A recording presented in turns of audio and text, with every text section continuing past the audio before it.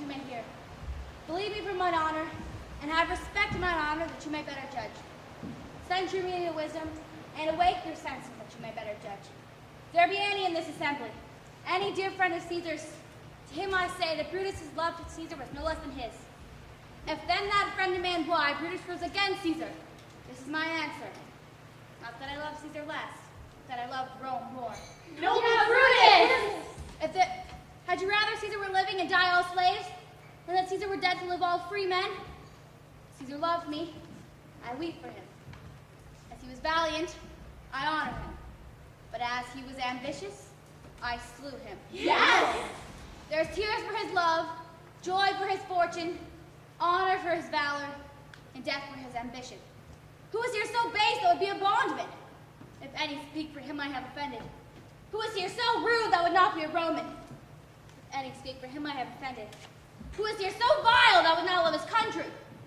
If any speak for him I have offended. I pause for a reply. None, Brutus, none! None have I offended. I have done no more to Brutus than you shall do to, I've done no more to Caesar than you shall do to Brutus.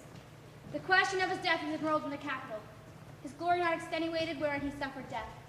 But here comes his body, mourned by Mark Antony, who, though he had no hand in his death, shall receive the benefit of his dying, a place in the Commonwealth.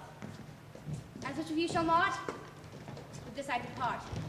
That, as I slew my best lover for the good of Rome, I have the same dagger for myself, but it shall please my country to deed my death. Live, Brutus, live, live! We'll bring him home with triumph unto his house. With his ancestors. Let it be Caesar. Caesar's better part shall be crowned with Brutus. My We'll bring him to his house with shouts and clamors. My countrymen, Peace, ho! good gentlemen, let me depart alone, and for my sake, stay here with Antony. Do grace to Caesar's corpse, and grace his speech tending to Caesar's boys with wherever permission he's allowed to make.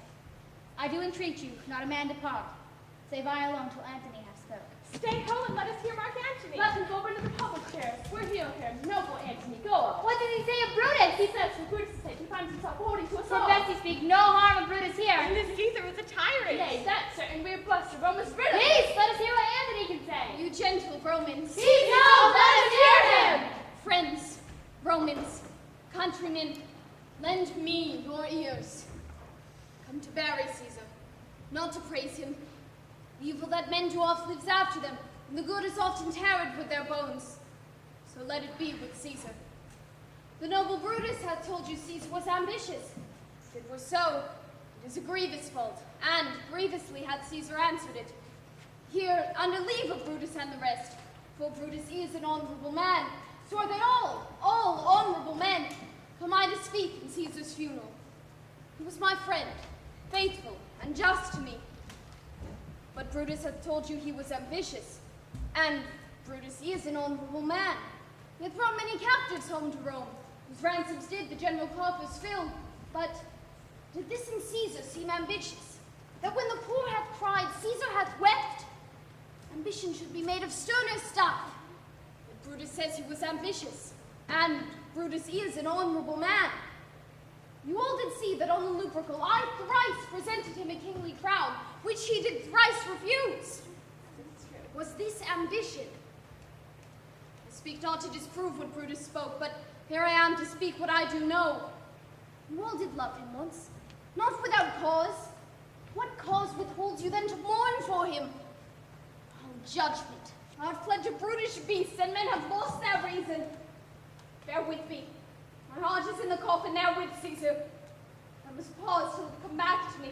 Methinks there is much reason in his saying. If thou consider rightly the matter, Caesar hath had great wrong. Has he, masters? I fear the whole worst come in his place. Mark to his words, he would not take the crown, therefore 'tis certain he was not If it ambitious. be found so, some will jeer about it. Poor soul, his eyes are red as fire with weeping. There's not a nobler man in Rome than Antony. Now mark him, he begins again to speak. But yesterday, the word of Caesar might have stood against the world.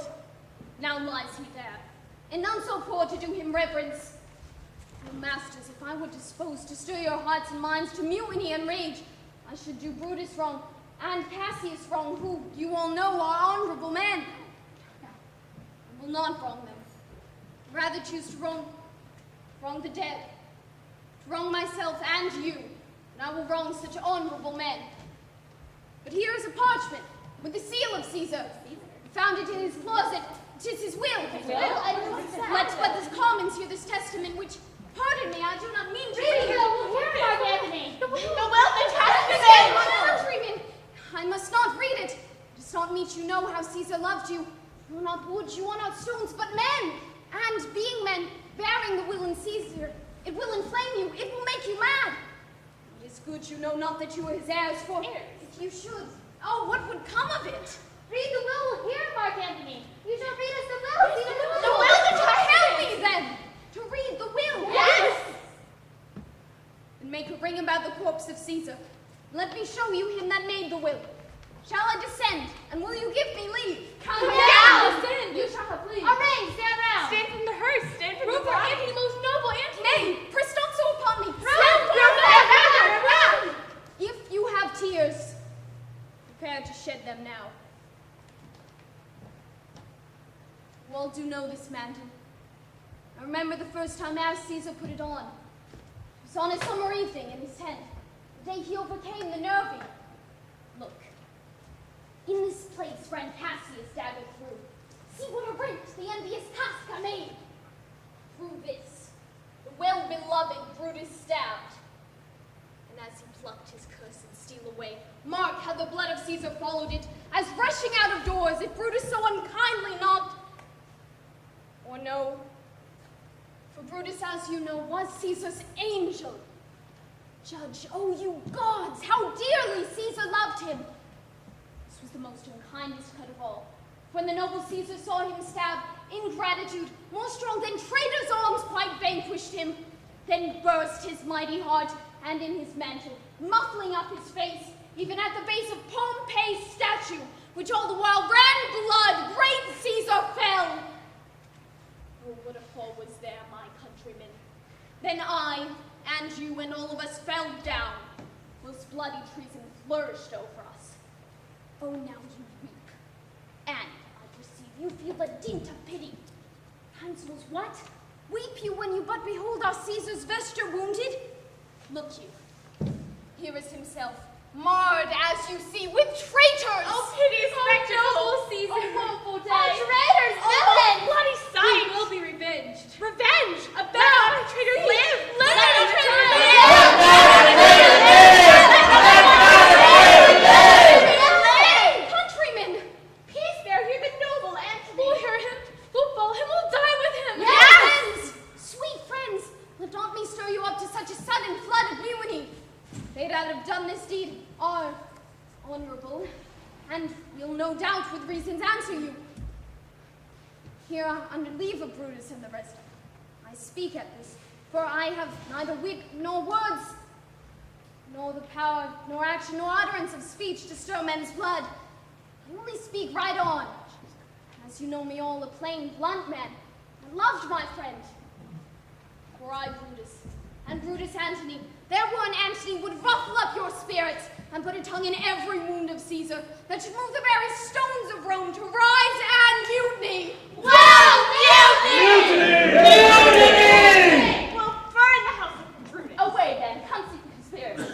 But stay, countrymen, hear me with patience. He's honorable Antony. Alas, you have forgot the will I told you of. We'll show the will, Here is the will. And under Caesar's seal, to every Roman citizen he gives, to every several man, 75 drachmas. Most noble Caesar. Hear me with patience. Moreover, he has left you all his walks, his private arbors, and new planted orchards on this side of Tiber. He has left them to you and your heirs forever. Common pleasures, to walk abroad and recreate yourselves. Here was a Caesar. When comes such another? Never, never! Come away, away, Go fetch fetch everybody. Go Go fetch fetch Let them. them boys! Let them houses! Mutiny! Mischief thou art afoot. Take thou what course thou wilt.